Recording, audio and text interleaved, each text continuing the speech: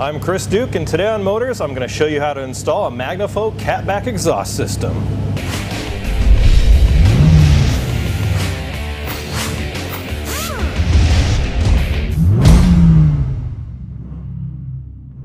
Trying to decide which aftermarket exhaust system to purchase for your ride is nearly impossible. There are many different configurations for every vehicle on the market, each offering different performance gains and sound. We've had good luck with Magnaflow performance exhaust systems in the past with our very first episode of Motorz TV. Now this particular exhaust is a 2.5-inch catback system with 4-inch stainless tips and a dual configuration that includes all the necessary hardware. According to their dyno charts, we should expect to see a gain of 11 horsepower and 14 foot-pounds of torque on our 4.6 V8. As with all their exhaust systems, Magnaflow offers a lifetime warranty. Let's get cracking. Before you get started, you're going to need a heavy-duty low-profile floor jack, some jack stands, and some wheel blocks. You're also going to need a 1/2-inch and a 13mm open-ended wrench, a ratchet, a 13mm short and deep socket, as well as a 15mm deep socket, a socket extension, some safety goggles, a rubber mallet for banging that exhaust into position, coaxing it into place, some work gloves, a breaker bar, and if you decide to cut off your stock exhaust, also a sawzall. After jacking up your car, take a 15mm deep socket and a breaker bar. You want to get this bolt off of here for the muffler. Once you've got that loose, you can take your socket, get it off of there. On the hanger that's in the front, you've got two 13mm bolts that you're going to need to remove. On the rear hanger, there's three 13mm bolts. There's one here, and one right there. And right here on this band clamp, there's a 15mm bolt. You're going to have to remove that, or just loosen that, so that this whole muffler can slide right off.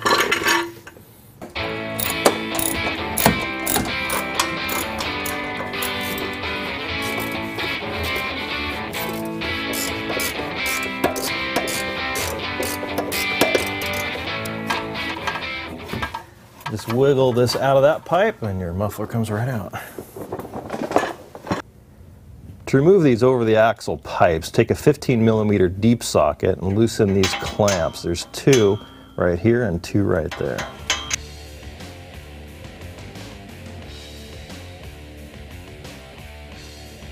Once you've got these two clamps loosened up, these guys should wiggle on out.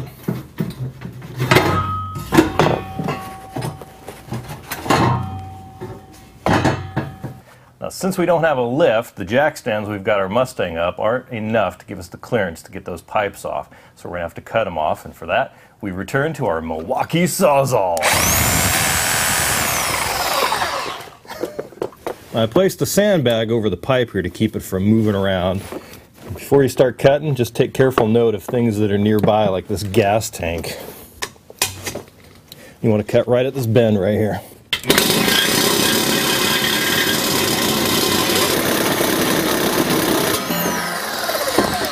When it comes time to install the over-the-axle pipes, we highly recommend you take it to a shop and borrow their lift, because you do have to get your vehicle pretty high off the ground to install these. If you do it yourself, we recommend that you have wheel blocks, some really tall and sturdy jack stands, as well as a heavy-duty floor jack. Now we've got the over-the-axle pipes hanging underneath the vehicle. We want to reattach these hangers to the vehicle with the 13mm bolts that you used before you get them off. Take your two stock hangers and attach them to your new muffler, just like that. And then take the clamp supplied by Magnaflow and put that around.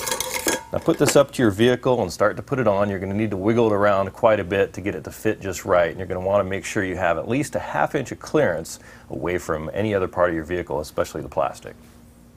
Now once you've got everything positioned into place, you've got to tighten all the fasteners and clamps from the front to the rear. They've got to be very, very tight to properly align the pipes and prevent leaks. You want to torque these down to about 65 foot-pounds.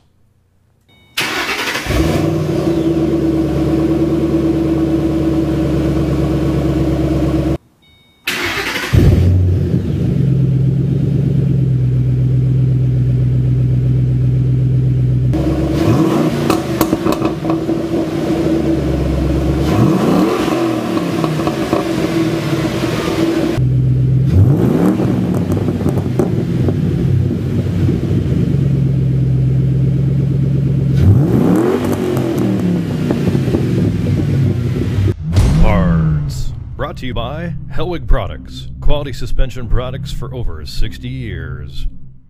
Have you ever thought of using a MIG welder to make your own exhaust modifications or repair some old rusty body panels, but you're afraid of the costs, or even if you could do it yourself? Well, these days, owning your own MIG welder is a lot cheaper than you think, thanks to Hobart Welders. Their Handler 140 MIG welder right here is only about $600 and comes with just about everything you need to get started, short of some protection like a welding helmet, jacket, and some gloves. But even those things really aren't that expensive.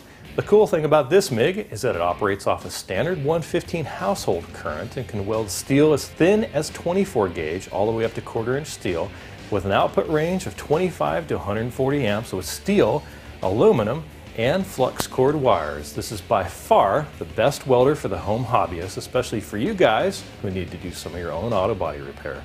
This MIG is also a no-brainer to set up. You just lift the side door and this handy chart tells you, based on the thickness of metal and the type of wire, how to set the polarity and where to turn the knobs on the front for voltage and your wire speed. As for shielding gas, Hobart offers several low-cost solutions as well. First, you can use flux cord wire like this, which doesn't even use gas, but it gets a little bit messy. So you're either going to want to go with a reasonably sized cylinder like this one from Hobart, which comes with a typical gas mix of 75% argon and 25% CO2, or these smaller paintball-sized CO2 cylinders, which give you about 40 minutes of weld time. The great thing about these little guys, you can take them to your local sporting goods store and get them filled for only about $5, even on the weekends. Now, Hobart backs up the Handler 140 with a warranty that covers the cost of the transformer for 5 years, the switches and controls and valves for 3 years, and the torch for 1. While there's a lot of technique in welding, with a little bit of practice and guidance from books, online tutorials, and even Hobart's own message boards, the cost of the Handler 140 makes it even easier to learn by yourself by playing around with some scrap metal on the weekend. Check out www.hobartwelders.com for more information, and stay tuned for a future episode of Motorz. We're going to show you how to get started with welding using the Hobart Handler 140. Upgrading to an aftermarket performance exhaust is a pretty simple process, as you just saw. You just unbolt or cut off your old exhaust and you put on the new one. Where it can get a little trickier is with these low-profile vehicles like our Mustang here. So if you don't have the right equipment and can use it in a safe environment, we highly recommend that you take your vehicle to a shop and use their lift. Well, that does it for this episode of Motorz. For more information on Magnaflow's products, go to www.magnaflow.com. And of course, for more episodes of Motorz, go to www.motorz.tv. We'll catch you next time.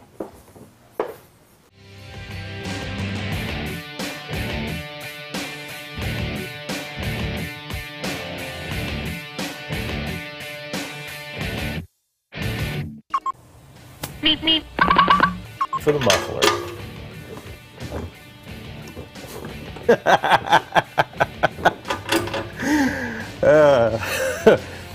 You need a breaker bar.